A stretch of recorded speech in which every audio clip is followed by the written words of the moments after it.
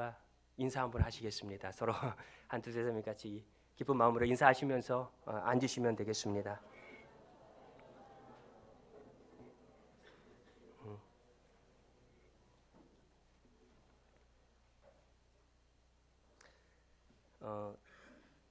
아마 작년 5월 19일 정도로 제가 기억합니다. 그때 세계적으로 어떤 세계의 결혼식이 한 개가 있었습니다. 아마 TV로 보신 분들도 있을 것이고 아마 아실 겁니다. 영국 왕실의 결혼식입니다. 영국 왕실 엘리자베스 2세의 손자였던 해리 왕자와 그리고 평범한 미국의 배우였던 메건 마크 발음이 제가 메건 마클의 결혼식이었습니다. 아마 이게 왕자, 그러니까 영국인과 영국이 아니고 또 왕자와 평범한 사람의 결혼식이니까 아마 좀 이슈가 되었던 결혼식이었습니다. 이날 결혼식의 인파가 10만 명 정도, 인파를 한번 보여주시게 돼요. 10만 명 정도 되었다고 합니다. 그리고 정식적으로 초대장을 받는 저 인파죠. 사진 보시면 저 인파들이거든요. 그다음에 정식적으로 초대장을 받아서 아주 교회당에서 작은 교회당에서 혼인식을 했는데 하객이 600명이라고 합니다. 결혼 비용으로 수백억 대였던 초화였습니다. 저는 여기서 특이한 걸 하나 발견했습니다. 뭐냐면 아까 초대장을 보냈던 그 600명이 보냈던 초대장에 어떤 문구가 적혀 있었습니다. 남성은 모닌 정장 혹은 라운지 정장, 여성은 데이 드레스의 모자, 그러니까 원피스의 모자를 쓰고 온나. 그러니까 결혼식에 참석할 하객들에게 이 왕실에서 한 이 결혼식에 합당한 복장을 입을 것을 요구한 것입니다. 당시 결혼식 사진에 보면 여성분들은 저렇게 사진들을 입고 남성들은 이렇게 정장 차림 요구한 대로 다 입고 온 것을 알 수 있습니다. 보통은 이렇게 하지 않지 않습니까? 그런데도 영국 왕실이 왜 이런 요구를 했을까? 아마 이럴 생각을 하게 됩니다. 우리 영국 왕실은 이 왕실 결혼식은 아무나 찬송할 수 없는 만큼 최고다. 당신들이 이 결혼식에 뽑혀서 참석한 것은 큰 영광이다. 그걸 알아라. 그러니 우리 왕실에서 요구한 이 결혼식을 빛내고 또 함께 동참하고 함께 즐기기 위해서는 우리가 요구한 대로 우리가 입고 와야 된다는 이 결혼식 복장으로 입고 와라. 아마 이런 엄청난 자부심이 있지 않았을까. 실제로 결혼식이요, TV로 보면 BBC로 방송이 되고 우리 전 세계적으로 방송이 됐는데 굉장한 결혼식이었습니다. 여러분, 아마 이게 실제로 그런 사람이 그때들은 없었습니다. 그런데 만약에 어떤 사람이 그 초대장을 받고 그 초대장이 바뀌었던 그 내용을 읽고 결혼식에 그대로 하지 않고 그냥 아무렇게나 옷을 입고 갔다. 그러면 그 사람 어떻게 되겠어요? 아마 결혼식장에서 쫓겨나겠죠. 실제로 이렇게 경비들이 있었답니다. 경비들이 있었고 초대장을 받지 않았으면 모르지만 초대장을 받고 그 안에 있는 내용들을 보고 그런데 이제 결혼식에 참석하고 싶어서 참석했는데 이 복장 하나 때문에 그 내용에 있는 문구대로 복장을 입지 않은 그 복장 하나 때문에 결혼식장에 쫓겨난다. 참 억울할 것입니다. 정말 비참했을 것입니다. 아마 결혼식에 쫓겨나도 후회해도 소용이 없었을 것입니다. 왜냐하면 자신이 그 초대장의 내용을 알면서도 그래 했기 때문입니다. 정말 이 사람은 어리석은 사람입니다. 아마 여러분들도 이 사람이 어리석다 이렇게 생각할 것입니다. 나라면 절대 그런 일을 하지 않을 것이다. 이런 어리석은 일을 하지 않을 것이다. 이렇게 말할 것입니다. 정말 그러시기를 진심으로 바랍니다. 이 세상의 삶에서도 정말 이런 어리석은 일들이 없기를 소망합니다. 무엇보다도 저 하늘나라 혼인잔치에서 그러한 일들이 없기를 소망합니다.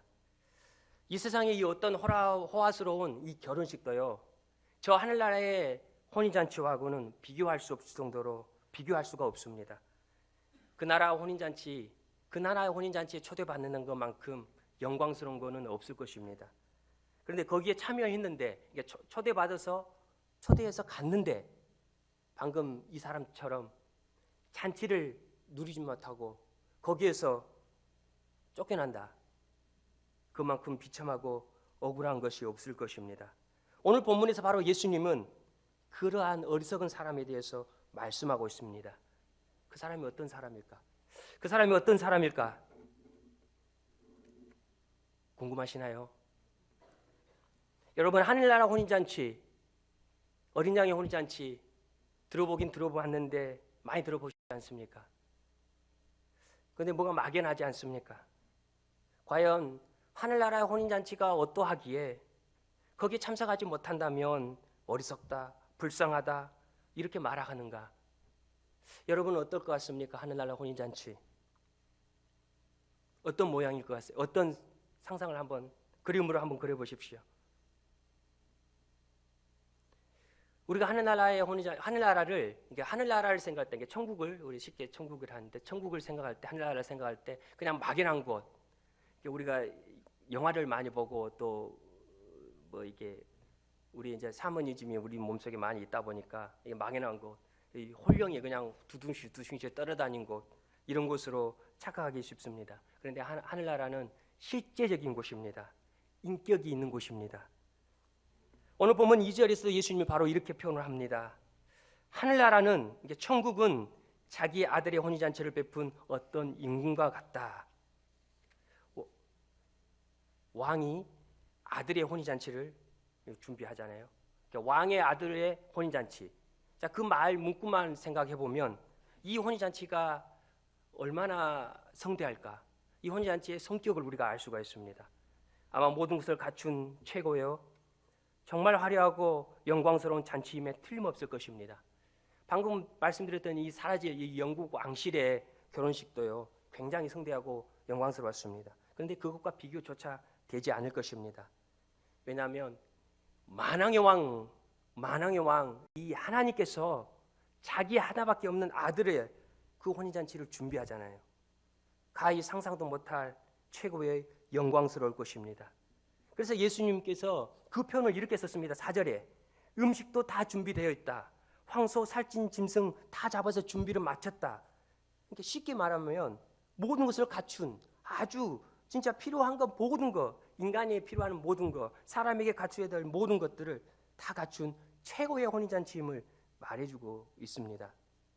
이 모습을 이사야는 이렇게 표현을 했습니다. 이사야 25장 말씀입니다. 25장 6절에서 8절 말씀에 이런 표현을 합니다. 만군의 주님께서 이 세상 모든 민족을 여기 시온산으로 부르셔서, 이제 시온산을 우리가 하늘나라로 비교할 수도 있고 오늘날 교회로 비교할 수 있습니다. 풍성한 잔치를 베푸실 것이다. 기름진 것들과 오래된 포도주, 제일 좋은 삭고기와 잘 익은 포도주로 잔치를 베푸실 것이다.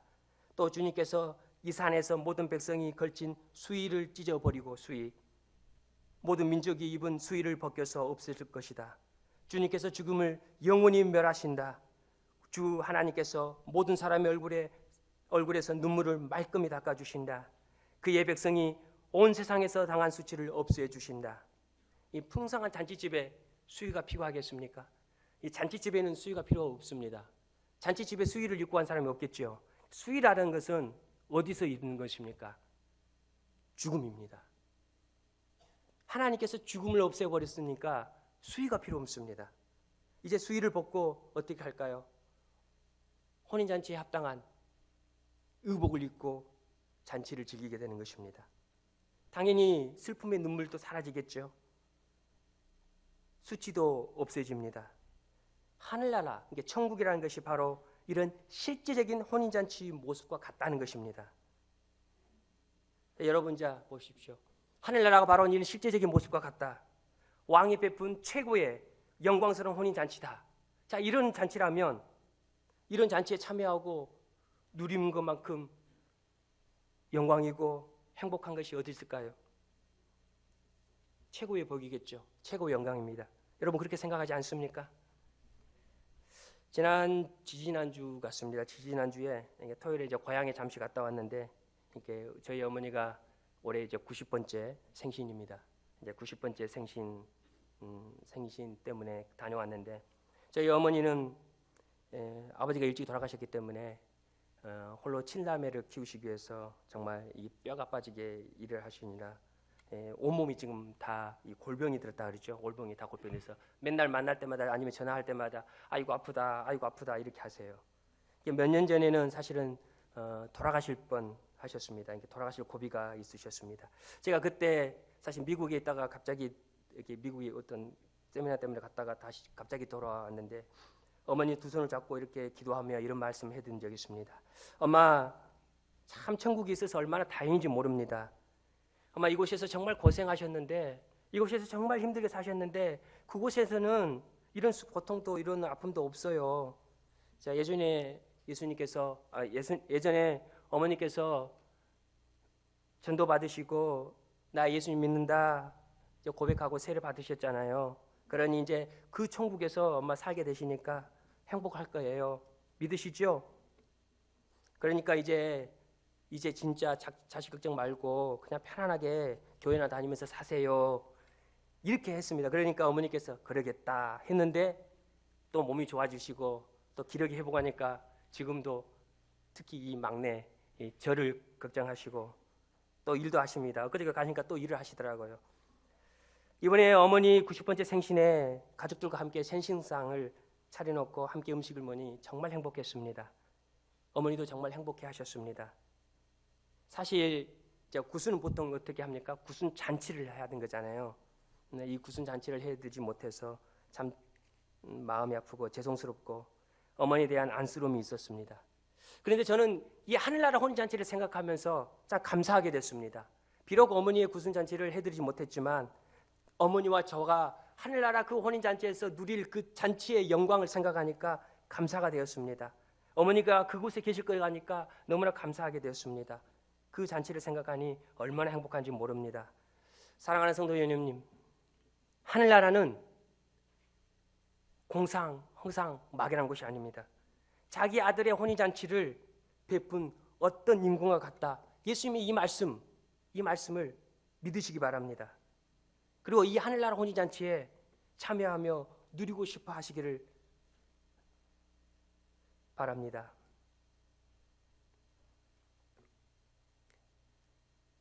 하늘나라는 만왕의 왕 하나님께서 자기 아들을 위해서 베푼 최고의 영광스러운 혼인잔치와 같습니다.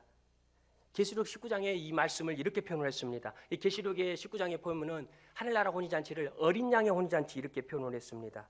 그러면서 어린 양의 혼인잔치에 초대받는 사람이 복이 있다 이렇게 말씀합니다. 왕이 베푼 최고의 혼인잔치를 초대받는 것이 정말 복입니다. 복이지 않겠습니까? 그 영국 왕실에요.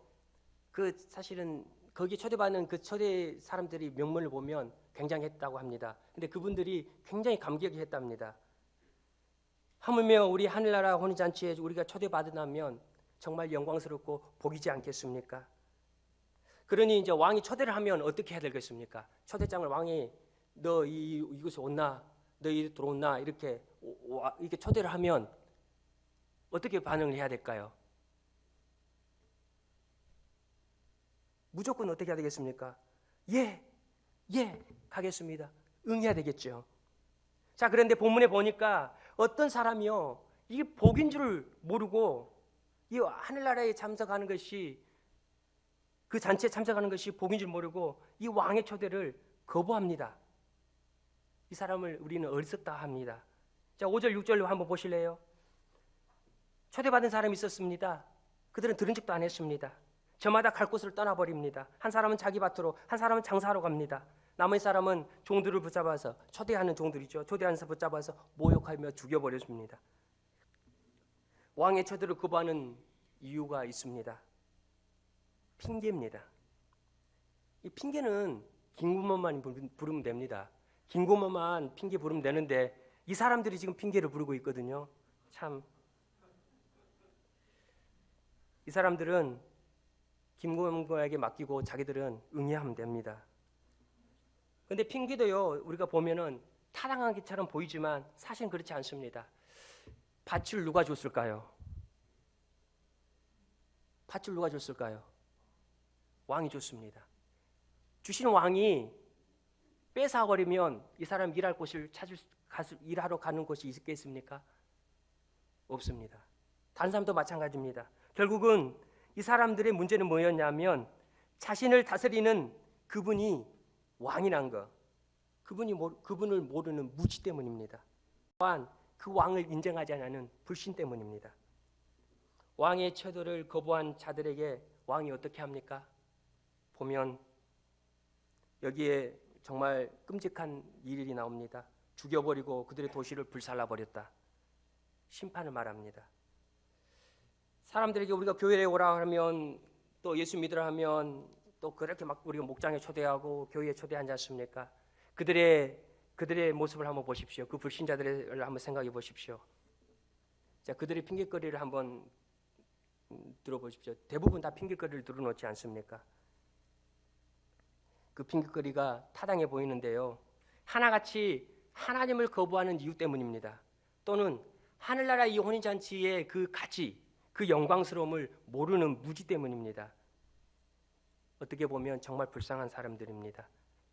그들에게는 정말 이런 말을 하기는 마음 아프지만 하늘의 벌이 있습니다.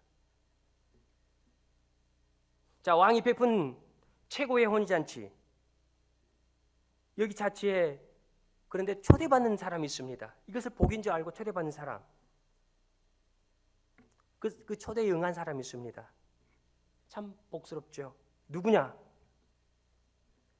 이 사람들은 처음에는 초대받지 못할 자격이 주어지지 않았던 사람, 아무나입니다. 아무나예요. 아무나. 사랑은 아무나가 아니고 초대는 아무나예요. 초대는 아무나 하나. 아시죠?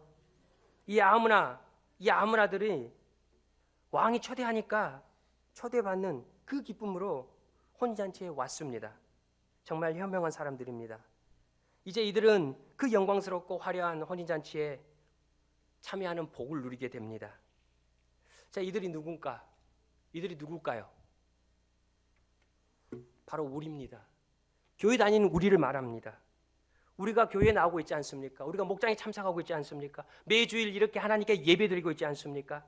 이것은 하나님의 초대에 응하는 그 모습인 것입니다. 하나님이 초대했는데 거기에 우리가 네 하고 응답한 것 같다는 것이에요. 바로 이런 우리 같은 사람에게 이 하늘나라 혼인잔치에 참여하는 복이 있다는 것입니다. 믿으시죠? 믿으시기 바랍니다. 우리만이, 매주 교회에 나오는 우리만이, 교회 다니는 우리에게만이 하늘나라 혼인잔치가 그 은혜의 그 복이 있는 줄 믿습니다. 아멘이시죠? 그러니 우리 교회 다닌 자체를요, 행복해야 합니다. 우리가 교회 다닌 거 정말 즐거워해야 됩니다. 즐겁지 않으신가 봐요. 얼굴이 다 제가 즐겁게 하지 않아서. 즐거워해야 됩니다. 하나님께 예배드리는 것도 즐거워해야 되고, 하나님께 드려지는 제2적인 예배도 있지만 즐겁게 예배드리는 것도 있습니다. 우리 교회 다닌 것을 행복해 하시기를 부탁드립니다. 자, 그런데요, 자, 이제 좀 보겠습니다. 여러분, 이 초대에 응해서 하늘나라 혼인잔치에 참여하고자 왔습니다. 그들에게 다 하늘나라의 참여를 누릴 수 있는 복이 있다고 했습니다. 바로 우리 모든 교회 다니는 모든 이에게 하늘나라를 참여할 수 있는 그 복이 있습니다. 그 행복을 누릴 수 있는 복이 있습니다. 자, 그런데 어떤 사람이 있습니까? 성경을 읽었지 않습니까? 쫓겨난 사람이 한 사람이 있습니다. 참 어처구니가 없는 경우입니다. 정말 불쌍한 사람입니다. 예수님은 바로 그 말씀을 11절에서 13절에서 그 이야기를 하고 있습니다. 자, 이 11절에서 13절 말씀을 우리 같이 다시 한번 읽어보겠습니다. 같이 읽어보겠습니다. 시작. 임금님이 손님을 만나러 들어갔다가 여기에 혼인 예복을 입지 않는 한 사람이 한 명 있는 걸 보고 그에게 묻기를, 이 사람아, 그대는 혼인 예복을 입지 않았는데 어떻게 여기 들어왔느냐 하니 그는 아무 말도 하지 못하였다. 그때에 임금이 종들에게 분부하였다. 이 사람의 손발을 묶어서 바깥 어려운 데로 내던져라. 거기서 슬피 우며 이를 갈 것이다. 이 잔치의 쫓겨남의 비참함, 이를 갈고 슬피 우는 지옥 고통을 겪게 되는 이 비참함, 이 상황, 누가 겪는가? 잘 생각해 보십시오. 왕의 초대에 처음에 왕의 초대에 응했던 겁니다. 혼인잔치 같이 이 잔치까지 왔던 그 사람들 중에 한 사람입니다. 그러면 어때야 됩니까? 사실 왕은 이래야 됩니다. 이 사람에게 그래 잘 왔다. 나의 초대에 잘 응했다. 열심히 교회 잘 다녔다. 이렇게 얼마나 너가 열심히 교회 잘 다녔니? 나의 초대에 응해서 얼마나 예배도 드리고 목장도 오고 이렇게 얼마나 잘했니? 칭찬해 주면서 어떻게 해야 돼요? 혼인잔치에 그 잔치에 누리게 해야 되지 않겠어요? 왕이 지금 뭔가 착각하고 계신 거 아닌가? 왕이 혹시 뭔가 이게 미스하셔서 추대 이 사람에게 뭔가를 이렇게 미스하신 거 아신가? 이런 생각이 들 수 있습니다. 참, 이 사람의 지금 상황은 이 사람이 처음에 왕의 초대에 응했으니까 굉장하게 정말 잘한 겁니다. 그래서 정말 이 사람 입장에서도 잘했다, 행복했다 했을 수 있습니다. 그런데 지금 이 사람의 나중을 한번 보겠습니다. 처음에 아예 그러니까 왕의 초대에 응하지 않았던 사람들보다 처지가 지금 더 억울하고 더 억울한 상황, 더 비참한 상황이 되어버렸습니다. 얼마나 억울하면 이 사람이 슬피우며 일을 간다고 아시죠? 슬피우고 일을 누가 갑니까? 보통 사람들이 억울한 사람이 그렇습니다. 이 사람 입장에서는 정말 미치고 환장할 지경입니다. 이 얼마나 억울한 경우를 겪고 있는 것입니까? 자, 그런데 성경은 왜 이 사람이 이렇게 되었는가? 왜 이 사람이 되었는가? 우리가 그 이유를 알게 되면 이 상황이 왕이 잘못이 아니라 이 사람의 잘못이었다는 것을 이해하게 됩니다. 그 이유가 뭐라고 말씀합니까? 혼인예복을 입지 않았다. 이것이 단적인 이유입니다. 굉장한 함축적인 의미가 있습니다. 자, 하나님이 초대하실 때 초대장에요. 하늘나라 혼인잔치에 합당한 혼인예복을 입어라. 이렇게 명시하셨습니다. 그 입고 네가 참석할 때는 그 입고 온나라 이렇게 하셨다는 거예요. 자, 그런 것이 어디 있나? 아니, 어디 있습니까? 성경에 기록도 안 돼. 어디 있나? 여기에 있습니다. 하나님의 초대장입니다. 여러분, 성경을 제가 어저께 우리 박정환 목사님하고 이야기하면서 성경을 들고 다니는 운동 우리 박 목사님이 하면 좋겠다 이렇게 하셔서 저도 굉장히 잘하셨습니다 이렇게 했습니다. 성경을 우리 휴대폰 성경을 많이 들고 다니시지만 사실은 종이 성경책을 좀 들고 다녔으면 좋겠다라는 생각이 있습니다. 저는 편하시지만 휴대폰이 편하지만 그래도 이게 종이 성경의 매력이 있습니다. 그래도 이제 중고등부나 이런 어린 학생들은 가르치는 입장에서 조금 이런 걸 운동을 했으면 좋겠다라는 생각이 있습니다. 어른들은 뭐 그렇다 치더라도 어쨌든간 이 성경이 하나님의 초대장입니다. 초대장처럼 초대장 읽어보십시오. 하나님의 초대장입니다. 이 성경에 하나님께서요, 이렇게 왕께서 명시하셨습니다. 하늘나라 혼인잔치에 참여하려면 합당한 혼인 예복을 입고 오너라. 그리고요, 명시만 하신 것이 아니라 이렇게 입고 오라고 요구만 하신 것이 아니라 직접 그 혼인 예복을 챙겨서 주셨습니다. 이게 사람들은 어떻게 합니까? 이제 초대받는 사람들은 주신 것을 그냥 받아서 입고 오기만 하면 됩니다. 하나님 주신 것, 그 내용은 우리 매주 수요일 날 오셔서 수요 예배 드시면 하나님이 혼인예복을 주신 것을 아실 겁니다. 우리 담임 목사님께서 지금 4주 동안 말씀을 전하시지 않습니까? 성탄 말씀. 하나님이 주신 혼인예복의 한 면이죠. 여러분, 이 사항을 배경을 제가 좀 설명해 드리겠습니다. 사실 이 고대 혼인잔치에서 보면 왕이 자기를 초대했던 그 손님들에게 이렇게 예복을 주는 관습이 있었습니다. 그렇기 때문에 왕이 이제 이렇게 잔치에 초대하는 그 하객들에게 직접 예복을 나눠줍니다. 그러면 이제 혼인잔치에 초대받게 왔던 그 하객들은 어떻게 하냐면 자신이 입고 있던 옷을 이렇게 벗어버리고 왕이 준 그 예복으로 갈아입고 혼인잔치에 참여하게 되어 있었습니다. 그런데 자, 이 사람 보십시오. 이 사람이 아니 그거를 알면서도 왜 그냥 자신의 옷을 입고 왔던 것일까요? 왜 그랬을까? 한번 보십시오. 왜 그랬을까? 왜 그랬을까? 살다 보니 너무 바빠서 옷 갈아입을 시간이 없었겠죠. 아마 그럴 수 있겠습니다. 이제 예복을 받았습니다. 그래서 이제 나 혼인잔치에 참석하는 그럴 거야, 할 거야 이렇게 생각을 했는데 이제 혼인잔치 시작하는 그 시간 딱 맞춰서 갈아입어야 되겠다. 그 전에 갈아입으면 이거 너무 불편하잖아.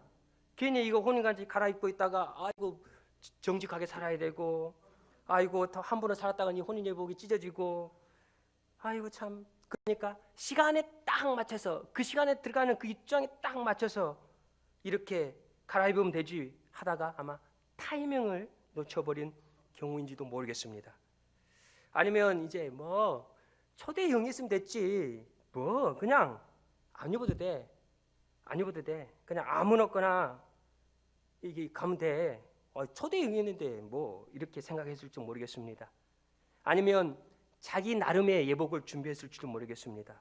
왕이 준 예복을 보니까 내가 사는 이 명품이 더 좋아. 이 옷을 입으면 되지. 굳이 뭐 왕이 준 것, 왕이 입으란 것, 그 예복 이거 아니야. 내 것이 더 나아. 라는 자기의 옷, 자기 예복을 준비했는지도 모르겠습니다. 제가 오늘 마땅히 이제 겨울 양복 입을 것이 없어서 이거 옷을 하나 입고 왔습니다. 이거 결혼 예복입니다. 18년 전에 입었던 결혼 예복. 조금 그 당시에는 제가 좀 등치가 있었는가 봐요. 이 옷이. 그래도 결혼 예복이라고 제가 이렇게 조금 돈 들여서 샀습니다. 여기 보면 이 명품이라고 적혀 있습니다. 여기 명품이라고. 벌써 18년 됐지만 그래도 아직까지 쓸만합니다. 품만 조금 내면. 자, 특별한 경우는 이렇게 어떻게 했습니까? 우리도 특별한 경우에 보면 명품 아니고 이렇게 자기 결혼식이라면 특별한 자기 옷을 맞춰서 특별하게 입습니다. 결혼식 때 아무거나 입으면 안 되잖아요. 그래서 저도 나름대로 이렇게 하나를 마련해서 입은 겁니다. 자, 우리는 특별한 경우에 우리가 그 자리에 어울리는 옷을 입는 것을 볼 수가 있습니다. 자, 그러면 하늘나라 혼인잔치다. 그러면 거기에 합당한 예복을 입어야 되지 않을까요? 그런데 이 사람은 이 왕이 요청한 이 혼인 예복을 입지 않았던 것입니다. 그 결과가 어떻게 되었어요? 이 사람은 혼인잔치를 누리기는커녕 오히려 어떻게 됐습니까? 더 비참한 상태, 더 어려운 상태, 억울한 상태, 이 지옥 형벌을 받게 됩니다. 억울하지만 이 사람이요 할 말이 없습니다. 그래서 뭐라 합니까? 예수님도 성경에도 아무 말 하지 못했다. 왜냐하면 초대받을 때 이미 알고 있었기 때문에 할 말이 없어요. 자신이 그 일을 안 했기 때문에. 자, 혼인잔치는 하늘나라 혼인잔치에 참여하는 것은 우리는 이렇게 생각합니다. 나중에 우리가 죽은 후에 아니면 영원한 심판 후에 일어날 미래의 일이다. 이게 종말론적 입장에서 그렇게 생각합니다. 자, 그렇게 생각한다면 보십시오. 그때 혼인잔치는 한 번 일어납니다. 그때 그 자리에서 쫓겨난다고 생각해 보십시오. 돌이킬 수가 없습니다. 이 세상의 잔치랴 뭐 이 사람 잔치 가고 또 그 사람 잔치 가면 되지만 그때 마지막 그때 그 혼인잔치에서 쫓겨났다. 그러면 후회해도 억울해도 돌이킬 수가 없다는 것입니다. 네, 여러분 그러기 때문에 우리가 만약에 혼인잔치에 지금 참여하는 이 시기를 저는요 사실은 죽음 앞에 굉장히 그렇습니다. 왜냐하면 어제 나랑 같이 식사했던 분이 그 다음날 아침에 돌아가신 경우, 어제 나랑 같이 축구하고 운동했던 분이 며칠 후에 그 자리에서 돌아가셨던 경우를 저는 직접 경험하기 때문에 인생사가 어떻게 될지 모르겠구나. 그리고 제가 일을 할 때 차 운전을 이렇게 다니다 이렇게 울산이나 창녕이나 이런 데 운전하러 가다가 순간 차랑 부딪히는 이게 딱 거의 진짜 이런 경우가 몇 번 경험한 적이 있어서 인생사가 어떻게 될지 모르겠구나 이런 생각을 많이 합니다. 어떻게 될지 모릅니다. 만약에 지금 이 자리에 나가신 여러분 죄송스럽지만 하늘나라 혼인잔치에 가게 된다. 그 순간이다 그러면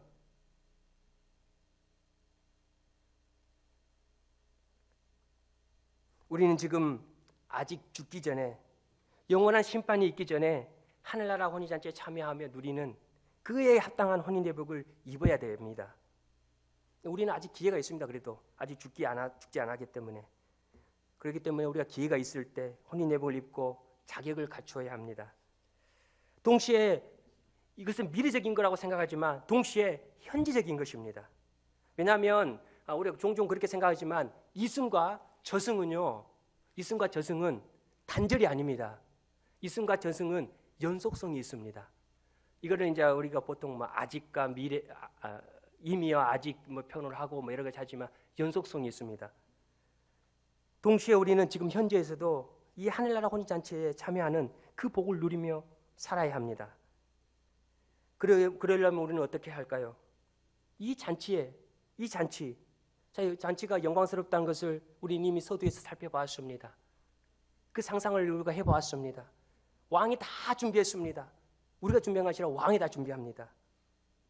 그 잔치, 최고의 잔치, 그 영광스러운 잔치 진짜로 참여하려면 우리는 어떻게 할까? 어떻게 할까요? 자, 혼인잔치에 쫓겨난 그 사람의 문제가 뭐였습니까? 문제가 뭐였다고 했습니까? 초대에 응하지 않은 것이 아니었습니다. 문제가 뭐였습니까? 예복을 입지 않는 것이었습니다. 자, 그러면 우리는 이렇게 볼 수가 있습니다. 하늘나라 혼인잔치에 참여하고 누리는 자격이 뭐냐? 바로 혼인예복이라는 것입니다. 자, 그러면 도대체 이 혼인예복이 무엇이기에 이렇게 중요한 것일까? 여러분 옷의 기능에 대해서 한번 생각해 보겠습니다. 옷의 기능에 대해서 설명하면서 제가 이 말씀을 하고 하나의 말씀을 정리하겠습니다. 자, 옷이 어떤 기능이 있습니까? 첫 번째로 옷의 기능은 인간의 부끄러움, 수치심을 가려주는 기능이 있습니다. 그러시죠? 여러분 다 나체로 있으면 부끄럽잖아요. 그렇기 때문에 옷이 뭐랍니까? 이걸 막아주는 것입니다. 창세기 2장 3장 여러분 잘 기억하실 것입니다. 아담과 하와가 최초의 범죄를 했습니다. 자신들의 벌거벗음을 보고 그들이 느꼈던 것이 있습니다. 부끄러움, 수치심입니다. 이걸 한마디로 말하면 죄의 수치심이랍니다. 인간에게 바른 이 죄의 수치심이 있습니다. 자, 이때 하나님이 아담과 하와에게 그 수치심과 부끄러움을 해결해 주는 것이 있습니다. 자, 창세기 3장 21절에 나오는데요. 무엇을 해주시죠? 가죽옷을 입혔습니다. 자, 가죽옷은 나중에 이제 우리 예수 그리스도를 상징합니다. 이 말씀은 한마디로 말하면 이렇습니다. 우리 죄에 대한 수치심, 우리 죄에 대한 부끄러움을 예수 그리스도로 가리움을 받아야 된다는 것입니다. 다른 말로 표현하면 예수 그리스도의 피로 씻음 받은 이 정결 의식이 필요합니다. 제가 용어를 조금 이런 거 써서 죄송스럽지만 쉽게 말하면 예수님 믿고 예수님 때문에 우리가 이제 수치심이 해결되어지고 죄 문제가 해결되어지는 이런 일들이 필요해야 되는 것입니다. 이 표현을 어떻게 표현했냐? 요한계시록에 이런 표현을 합니다. 요한계시록에 보면 우리 요한계시록 7장에 보면 하늘나라를 이렇게 말합니다. 하늘나라에 성도에 있는 백성들을 흰옷 입은 자들이다. 흰옷 입은 자들이다. 그러면서 이 흰옷이 이제 결국은 이렇게 혼인예복과 같은 것입니다. 이 흰옷이 어떻게 되었냐? 성도들이 입고 있는 이 흰옷은 어린 양의 피로 그 옷을 씻어 희게 되었다. 피로 씻겼는데 흰색이 나옵니까?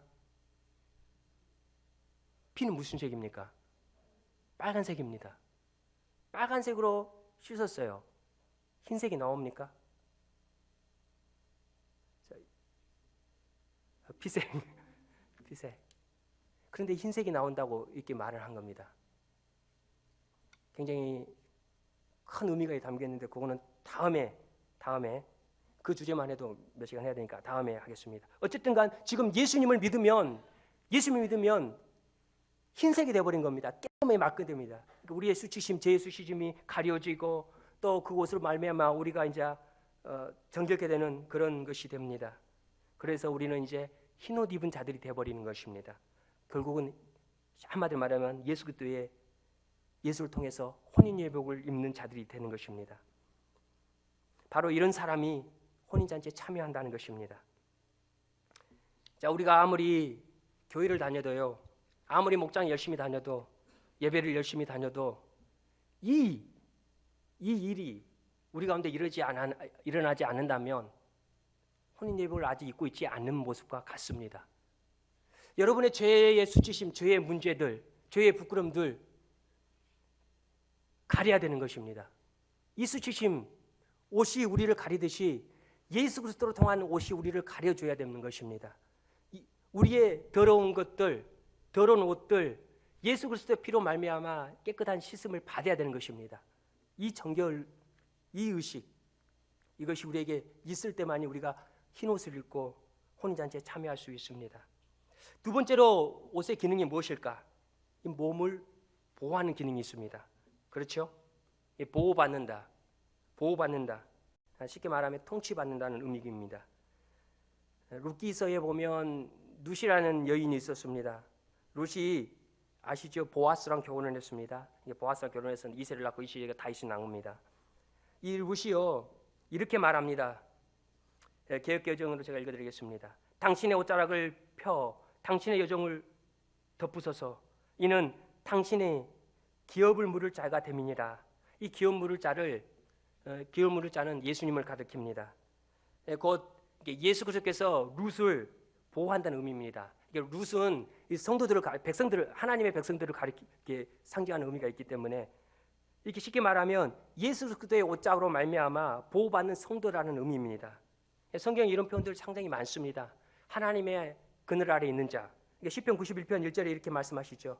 가장 높으신 분의 보호를 받으며 사는 너는 전능하신 분의 그늘 아래 머무를 것이다.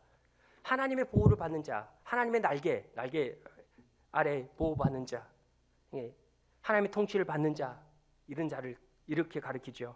바로 이제 이런 자들이 하나님 우리가 예복을 입는다 이렇게 말씀할 수 있다는 것입니다. 예수 그리스도의 통치를 받고 있는 삶을 살고 계시는가? 예수님의 통치를 받고 살고 있는가? 이제 그것이 혼인예복을 입고 있는가라는 것을 볼 수 있다는 것입니다. 다른 기능이 많지만 마지막으로 하나만 더 보겠습니다. 자, 옷은 어떤 기능이 있습니까? 직업적인 것이 있습니다. 신분을 나타내는 것이 있습니다. 지위를 나타내는 기능이 있습니다. 자, 옷은 쉽게 말하면 신분과 정체성을 보여줍니다. 자, 구약에 보면 제사장들이 그냥 아무런 옷을 입지 않습니다. 그렇죠? 제사장에만 특별한 옷을 만들어서 그 옷을 입습니다. 왜냐하면 제사장이란 그 기능 때문에. 왕도 그렇죠. 왕 입었고. 왕도 예복을 입기 때문에 예수님이 돌아가실 때 그 유대인의 왕이라는 표현으로 홍포를 입었습니다. 그렇게 하면 옷은 그 사람의 신분, 지위, 또 정체성 이런 걸 의미한다고 할 수 있습니다. 자, 우리 의사분들이 의사 가운을 입으면 어떻습니까? 자신이 의사이다 라는 신분을 보여주고 거기에 마땅한 정체성이 드러난 것입니다.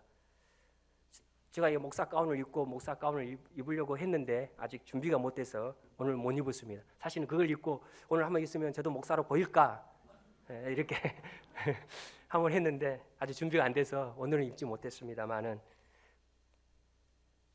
꼭 그걸 입어야 된다고 그런 건 아닙니다. 그러나 우리가 그 의미를 생각해 보면 그렇다는 것입니다. 자, 그렇다면 여러분, 자, 우리를 누구라고 표현합니까? 예수 믿는 자를 성도, 또 다른 표현. 자, 영어로는 크리스찬. 한국말로는 뭐죠? 그리스도인. 자, 그리스도인이라는 것은 신분을 가리킵니다. 정체성을 가리킵니다. 그러면 그리스도인이 되기 위해서 그 신분을 보기 위해서 무엇을 입어야 되겠습니까? 그리스도를 입어야 됩니다. 예수 그리스도의 옷을 입고 있다면 그 사람을 그리스도인이다. 그분의 신분과 정체성을 가지게 된다 이렇게 말할 수 있죠. 역으로 말하면 우리가 그리스도인이라면 우리의 그리스도인의 신분과 정체성을 나타내려면 예수 그리스도로 옷을 입고 거기에 합당한 열매가 보여져야 된다는 것입니다. 그래서 로마서 3장 14절에 이렇게 말씀하고 있죠. 자, 이걸 세번역으로만 사실 개역개정이 조금 나을 수 있으면 세번역을 보여주세요. 주 예수 그리스도로 옷을 입으십시오. 정욕을 채우려고 육신의 일을 깨하지 마십시오. 그 위 구절들을 보면 음란과 방탕과 시기와 다툼과 술취음과 이렇게 쉽게 말하면 어둠의 행치들을 표현하고 있습니다. 예수 그리스도로 옷을 입은 자라면 그 어둠의 일들을 멀리하라. 이 본문을 가지고 우리 아시죠? 성 어거스틴이 어둠에 의해서 낮에로 들어왔다 해서 이거 본문을 가지고 변화됐던 그 어거스틴의 본문입니다. 예수 그리스도로 옷을 입고 있는데 자신의 신분이 지금 예수 그리스도라는 신분을 옷을 입고 그리스도인이라는 신분을 가졌는데 거기에 합당한 열매들이 드러나지 않는다. 그러면 그 신분이 맞을까요?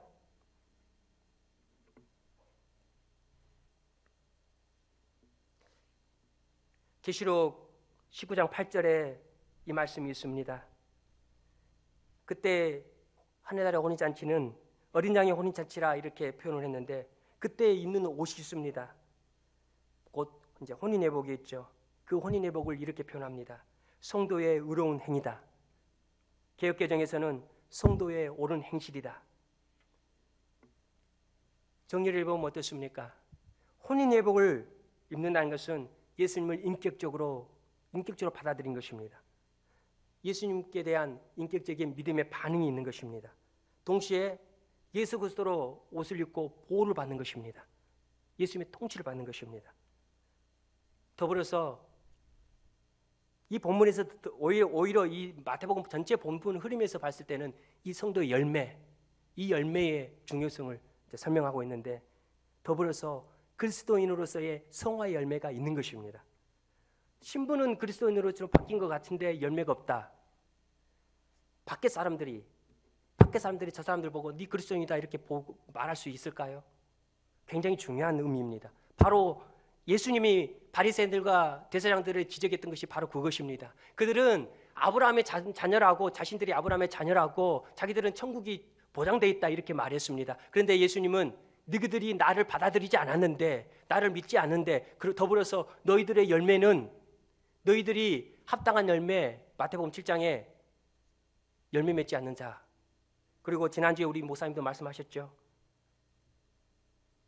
그 나라의 열매를 맺지 않는 자 너희들이 그렇다 이렇게 지적을 한 것입니다. 과연 우리가 예복을 입는 열매 맺는 삶 실천하는 삶을 살고 있는가 이걸 한번 생각해 봐야 됩니다. 사랑하는 성도님들 여러분은 어떠하신지요? 한번 자신을 살펴보시기 바랍니다. 혹시 나는 예복을 아직 입고 있지 않는 모습인지 아니면 나는 정말 하나님이 요구하신 대로 하나님이 요구하시는 이 성경의 그 첫 정장대로 혼인 예복을 입고 있는 건지 하늘나라에 합당한 혼인 예복을 입고 있지 않는다면 만약 그렇게 생각하신다면 오늘 이 시간 이 예배당을 나가기 전에 이 시간 거기에 합당한 하나님이 원하신 그 혼인 예복을 입으시기를 예수님의 이름으로 기도합니다. 여러분 하나님이 부르셨던 초대했던 그 초대장에 응해서 교회 다닌 것 예배에 오는 것 목장에 오는 것 정말 훌륭한 일이고 정말 최고의 칭찬받을 일입니다. 정말 칭찬해 드리고 싶습니다. 오늘날 시대에 이 교회에 오는 것 정말 어렵지만 이렇게 오시는 것 시간을 들여 예배 드리는 것 정말 하나님이 복 주실 것입니다. 하나님이 그에 합당한 이 땅의 복을 분명히 주실 거라 믿습니다. 더불어서요. 그런데 사랑하는 성도님들 거기에 멈추면 안 됩니다. 혼인 예복을 입는 것이 필요합니다. 마지막으로 이 시간 권면드립니다. 우리는 우리의 더러운 옷을 벗어버리고 예수 그리스도의 옷으로 갈아입어야 됩니다. 그래서 하늘나라의 혼인잔치에 참여해야 됩니다. 더불어서 우리는 예수 그리스도로 옷을 입고 이제는 신분이 그리스도인이 되어서 거기에 합당한 열매, 그 성화의 열매를 맺어야 합니다. 그래야지 우리는 하늘나라의 혼인잔치에 참여할 수 있습니다. 저와 여러분이 하나님의 초대에 응할 뿐만 아니라 하나님이 정하신 이 합당한 혼인예복을 입는 그런 복을 누리기를 바랍니다. 그래야 해서 하나님께서 예비하신, 하나님께서 마련하신 그 영광스럽고 찬란한 그 혼인잔치를 참여하고 누리는 복을 누리는 분들이 되기를 예수님 이름으로 축원합니다. 아멘. 우리가 이 시간 기도하는 시간을 갖겠습니다. 먼저 찬양을 한 곡 하겠습니다. 같이. 모든 복을 주시기를 소망하시는 아버지 마음을